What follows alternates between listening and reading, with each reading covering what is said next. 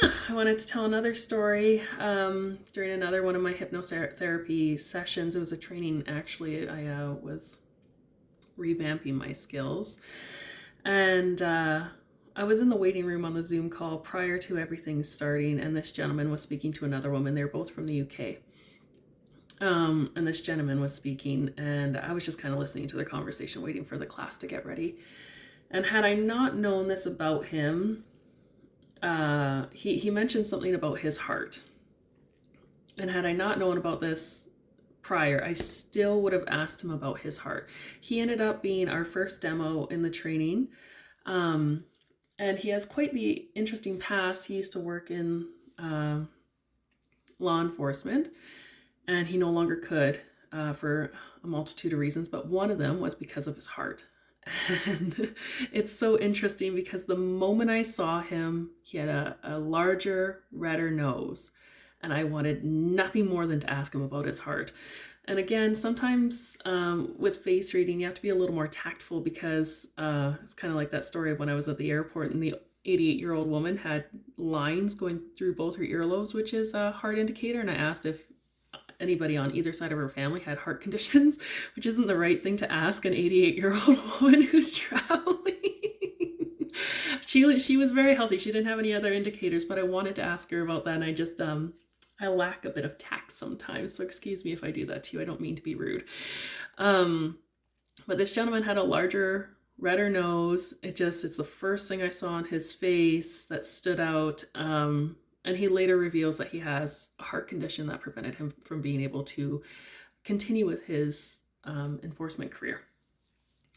Now, again, this led to more emotional releases, realizations, unconscious untethering, all sorts of things. It was really, really cool. So again, I wasn't the practitioner, but had I been the practitioner, I would have asked him about his nose and what was going on, if he had any heart conditions, or if there's any heart conditions in his family, or if there's anything weighing on his heart, right?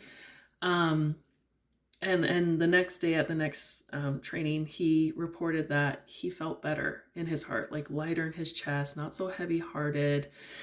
He could breathe easier, all these cool things. So even though the practitioner didn't start how I would start, about asking about his nose, I can't remember how they got started.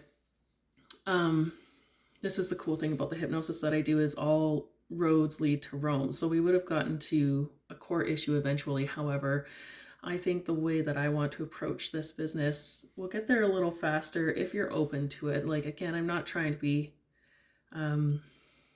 rude.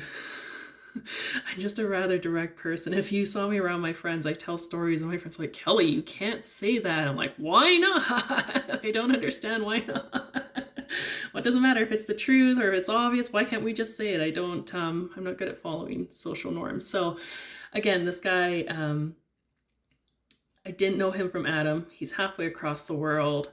First thing I noticed was his nose, which represents your heart, and I wanted to ask him so desperately about his heart. And of course, in the session, it ended up coming out that he has a heart condition that affected his career, and it is partially why he was changing his career into a hypnotherapy field, which is really, really cool. He's having a tremendous impact on adolescents and helping them better their lives, which is fascinating and wonderful. It's a wonderful thing to do. So it's just yet another example of how you can see what may be burdening somebody on their face, and you can help them relieve that emotional and physical tension and unconscious tension as well, what we hold in the back of our brain that we may not be acknowledging or unaware of.